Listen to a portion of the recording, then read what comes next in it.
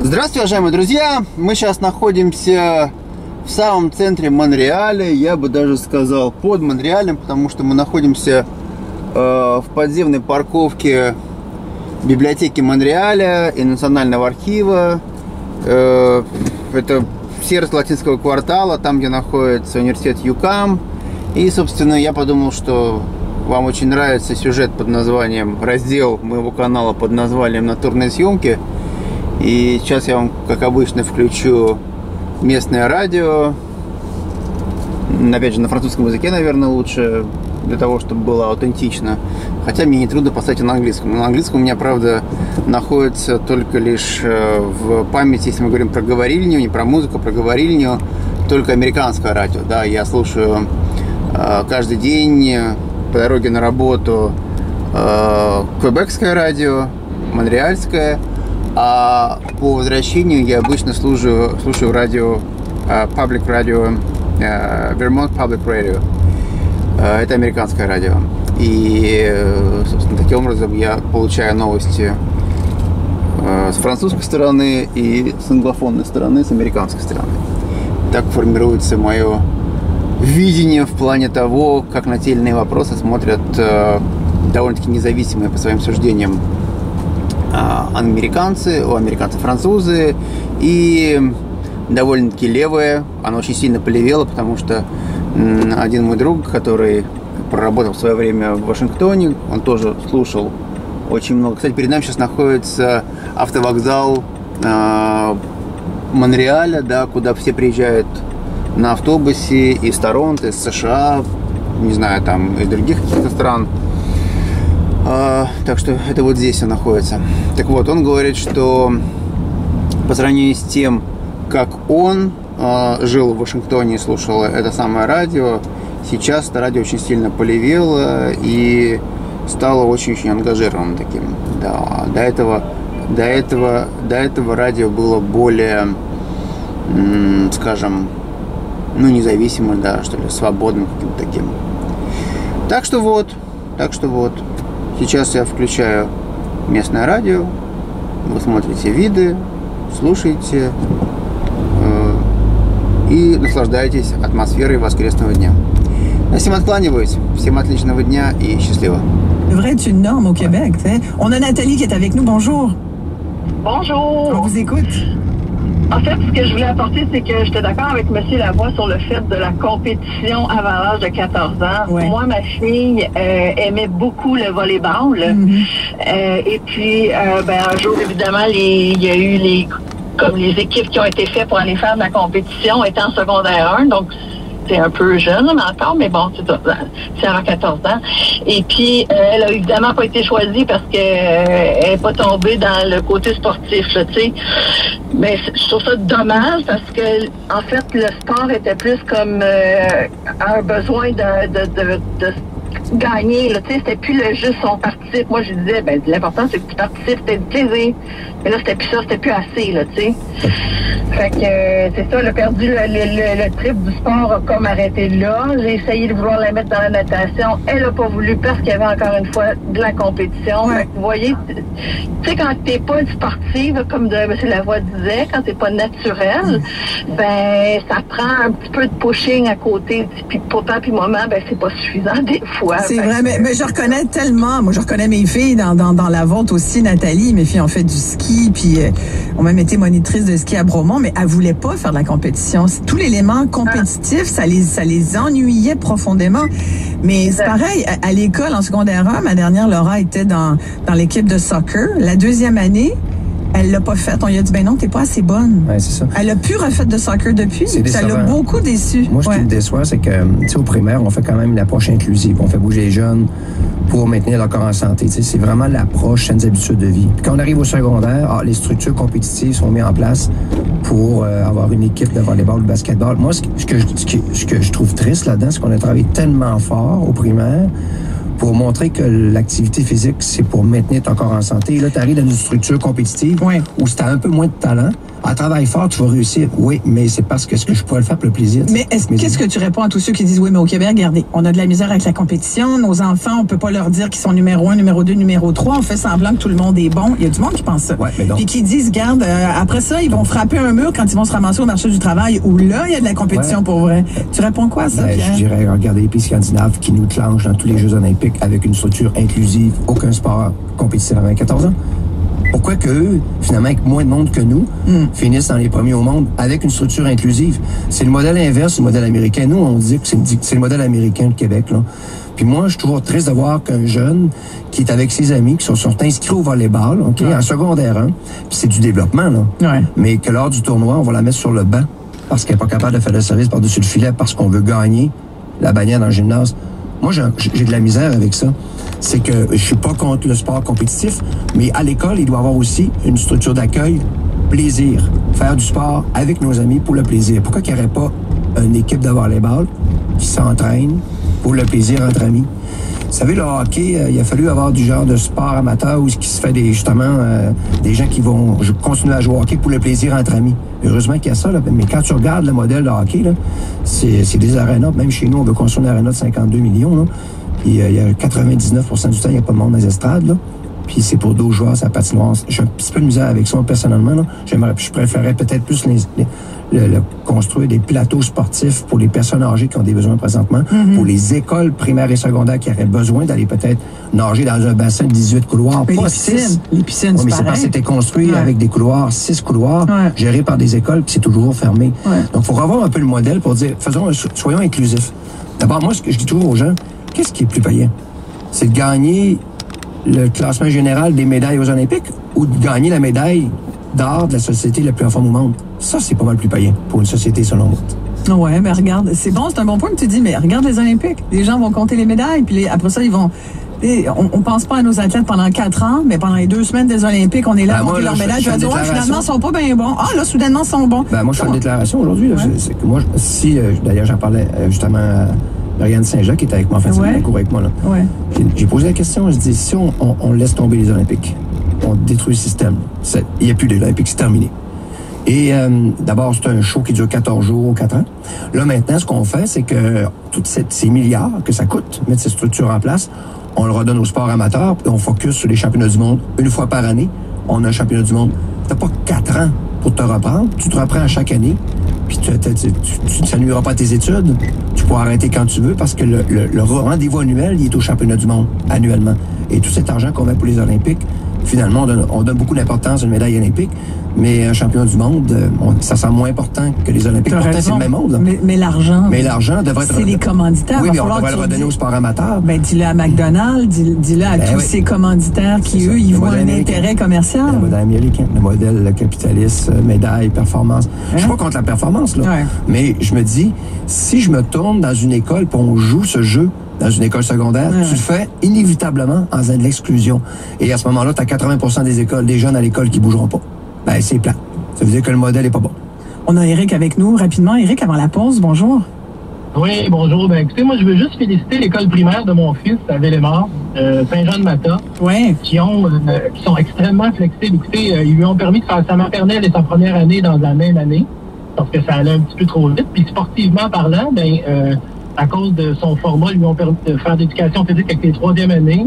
Il y a un système, le Trottibus, qui prend les enfants et qui les fait marcher 1 kilomètre à tous les matins pour aller à l'école. Le professeur de première année leur fait faire 20 minutes de gym à tous les matins. Puis ils ont même ajusté les horaires de cours parce que mon fils joue au tennis 3 à 4 fois par semaine à l'île des Sœurs. Donc ils sont capables de s'ajuster selon leur clientèle pour faire bouger les jeunes au minimum 1 heure par jour. C'est d'abord ce qu'il faut faire, je pense, les amis, doigt dessus. Il faut dire aux écoles, on a un objectif sociétal. Faire bouger un enfant 1 heure par jour, minimalement tous les jours. Ça. Donc, les parents ont une responsabilité, l'école également, et la ville aussi a une responsabilité. Demain, je serai à l'UMQ, l'Union des municipalités du Québec, là, où je vais leur faire un petit message sur la ville, votre rôle, l'école dans votre quartier, le 1,6 km. Est-ce qu'il est sécuritaire? Est-ce que vous l'occupez vraiment bien? T'sais? Donc là, maintenant, on a une responsabilité sociale, collective, sociétale, de s'assurer qu'un enfant bouge 1 heure par jour. C'est bouger, puis c'est tout ce qui est autour aussi, l'alimentation. Tu vois, parlons de la Ville de Montréal. Demain, d'ailleurs, on va parler des taxes municipales, justement, parce que les villes se rencontrent cette semaine. Mais à la Ville de Montréal, une des bonnes choses, on peut gueuler sur beaucoup de choses, mais il y a une bonne chose qu'ils ont faite, c'est qu'ils ont décidé de ne plus avoir de boissons sucrées dans les écoles. Ah oui, Et dans les centres qui étaient les centres municipaux, les arénas de la ville. Moi, je fais le gouvernement, je fais un règlement, là, OK, une loi.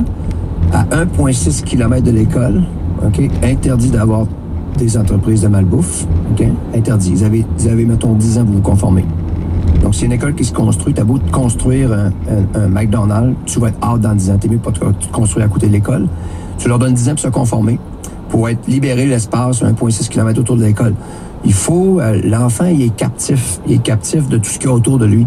Puis il faut s'assurer qu'on donne le maximum de chances. Le transport actif, l'offre alimentaire autour de l'école, c'est les 3 rapprochés. Ou, si tu as un commerce, tu dois avoir 90% de ton offre alimentaire qui est santé.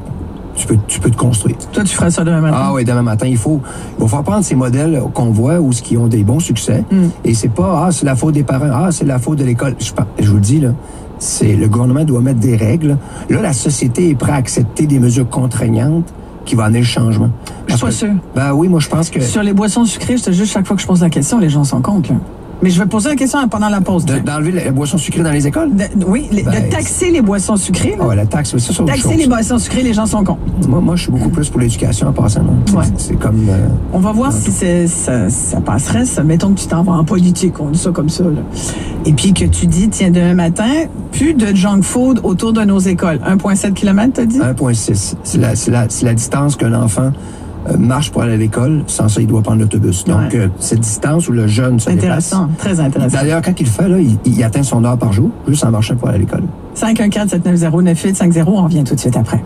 Le club de golf L'Express, un complexe d'entraînement unique, terrain de pratique de plus de 300 places, section réservée à la pratique du jeu court, parcours de 11 trous. Le club de golf L'Express, l'endroit à visiter pour tout amateur de golf. À 15 minutes de Brossard, clubgolfexpress.ca. Découvrez Laurel et Hardy, une super production mettant en vedette André Robitaille et Louis Champagne, entouré de 7 talentueux comédiens. Votre chance d'en apprendre plus sur la vie de ce légendaire duo comique. Leur succès, leurs démons, leur tumultueuse histoire d'amour et leur indéniable complicité. Nouveaux billets disponibles. Laurel et Hardy, jusqu'au 1er septembre, au Théâtre Hector Charland à l'Assomption. Détails à hectorcharland.com. Bon, tu veux que je le mette où, le divan? Un peu plus à gauche, s'il te plaît. Oh. Il est-tu assez à gauche? Encore un peu. Voyons, Sylvie, si je le pousse encore plus, il va être rendu dans la rue. Ben oui, c'est en plein là que je le veux. Envie de nouveaux meubles? C'est la vente liquide en 10 millions chez Germain Larivière. Durant tout le mois d'août, obtenez jusqu'à 70% de rabais sur une foule d'articles en magasin. Faites vite, c'est pas tous les jours qu'on liquide 10 millions. Germain Larivière. Saint-Hyacinthe, Laval, quartier 10-30. Des opioïdes peuvent vous être prescrits pour soulager la douleur. Mais en prendre plus que ce qui est recommandé peut provoquer une surdose. Si vous prenez des opioïdes, comme de la morphine ou de l'oxycodone, redoublez de vigilance et respectez toujours la posologie.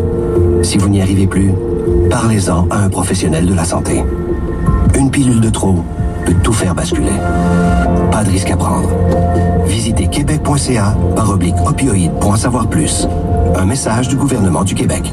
Les 11 et 12 août, c'est le week-end fou chez Uniprix. Pour l'occasion, obtenez une carte cadeau Uniprix de 10 $ à chaque tranche d'achat de 50 $ de presque tout en magasin. Pendant le week-end fou, vos dépenses vous récompensent. Certaines conditions s'appliquent. Détails en circulaire et dans les succursales Uniprix participantes. C'est la grande liquidation de Nissan. Tous les modèles 2018 doivent partir pour faire place au 2019. Profitez de la paix d'esprit avec les technologies Nissan, comme le système de freinage d'urgence intelligent. Pendant la grande liquidation de Nissan, obtenez le Rogue à 0% de financement pour 60 mois sur le modèle S 2018 à traction avant ou jusqu'à 3 500 $ de rabais au financement à taux standard sur d'autres Rogues sélectionnés. Mais dépêchez-vous, la grande liquidation de Nissan prend fin le 31 août. Sur approbation de crédit, des conditions s'appliquent. Détails chez votre concessionnaire Nissan. Ne t'achète pas de chaise brisée pour épargner, ni des habits beaucoup trop petits. Et tu veux pas qu'un café frais de la veille, même s'ils le vendent à moitié prix. Ne t'engage pas un débutant comme dirigeant, un chat sauvage pour ton ménage. Pour gâter tes bons clients, tu leur donnes pas juste des restants. Non, c'est pas sorcier, on a toujours pour notre argent. Serre-toi donc des cartouches HP. Tu peux pas te tromper. Utilisez les toners d'origine HP, fiables et écologiques à 100%.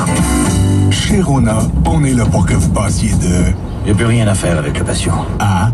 Il n'y a plus rien à faire avec le patio. De jeudi à mercredi, c'est la liquidation saisonnière chez Rona. Toute la semaine, obtenez 200 $ de rabais sur les abris soleil muraux sélectionnés et 25 % de rabais sur les tuiles de composite. De plus, de vendredi à dimanche seulement, obtenez 500 $ de rabais sur l'ensemble à dîner d'extérieur Hampton. Manquez pas ça. Pour tous vos projets de rénovation, il y a Rona. Certaines conditions s'appliquent.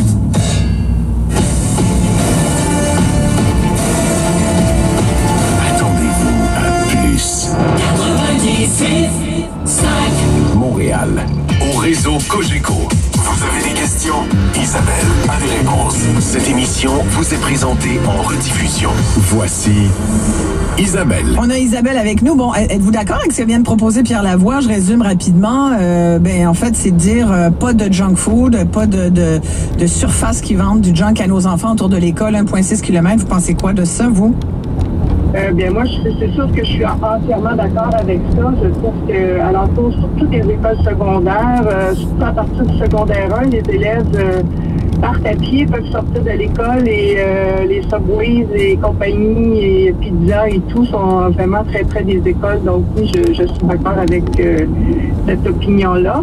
Puis moi, je voulais aussi partager l'opinion des écoles alternatives. Ma fille fréquente l'école alternative, donc je suis souvent à l'école et je trouve que la façon de fonctionner à l'école alternative permet aux garçons, entre autres, de ne pas être dans des positions statiques que les enfants, les élèves sont en travail, ils peuvent être assis, debout, ils peuvent sortir de la classe, ils peuvent vraiment, ils prennent en main aussi leur travail, leur fonction de travailler.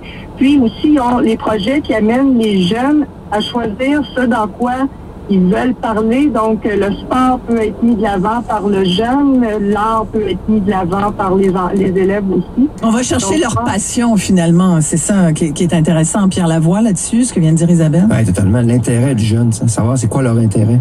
Mais l'école, elle doit changer. On en convient, là. Ce modèle-là qui date, qui s'était construit entre 55 et 60, là. Aujourd'hui, on doit faire des modèles différents, adaptés à la réalité d'aujourd'hui, parce que les besoins sont différents. On a Martin avec nous. Lui, je pense que Martin n'est pas d'accord avec l'histoire des grandes surfaces qui ne seraient pas autour de l'école. Bonjour, Martin. Bonjour. Vous en pensez quoi? Écoutez, moi, dans le fond, je suis restaurateur. Je suis pas vraiment d'accord avec cette situation-là. Je suis 100% d'accord à ce que nos enfants mangent santé. Je suis d'accord à ce qu'on ne mette pas de boissons sucrées dans les écoles, mais 1,6 km, là, ça fait presque 3 km de diamètre. Il y a même des villages qui n'ont pas ça, 3 km de diamètre. Donc, je trouve que c'est un peu utopique de s'imaginer. On dirait que la société québécoise, les gens remettent toujours la faute sur les autres. C'est la faute des McDo, c'est la faute des restaurants. Commencez donc par donner des saines habitudes alimentaires aux enfants à la maison. Faites-leur manger des carottes, des céleris au lieu de dire toujours la faute des autres. Quand on apprend à bien manger, on apprend que le McDonald's, justement, c'est pas quelque chose qu'on doit se nourrir tous les jours. Tant qu'à ça, il faudrait peut-être enlever également les détonneurs. Les détonneurs, ils ont des cigarettes, fait qu'ils vont être acheter des cigarettes, ils ont des chips, des barres de chocolat, donc on devrait enlever ça. On devrait peut-être enlever les épiceries, il y a aussi la mauvaise nourriture. On devrait peut-être enlever... Tant qu'à ça, on va tellement épurer, il ne restera plus rien. C'est pour ça que je trouve que c'est un peu utopique de s'imaginer qu'on va... faut absolument tout retirer. Je pense qu'il faut se responsabiliser aussi un peu. Pierre là-dessus? D'accord. Je suis d'accord totalement avec ses propos. 1,6, c'est un peu exagéré, là, mais l'important, c'est de savoir... moi, je fais le tour des écoles, là, mais la malbouffe n'est pas à 1 kilomètre, là. Elle est dans l'école, tu vois. Oui, à 200-300 mètres. En fait, quand c'est juste qu'il faut se donner le maximum de chance, là, parce que maintenant, les deux parents travaillent.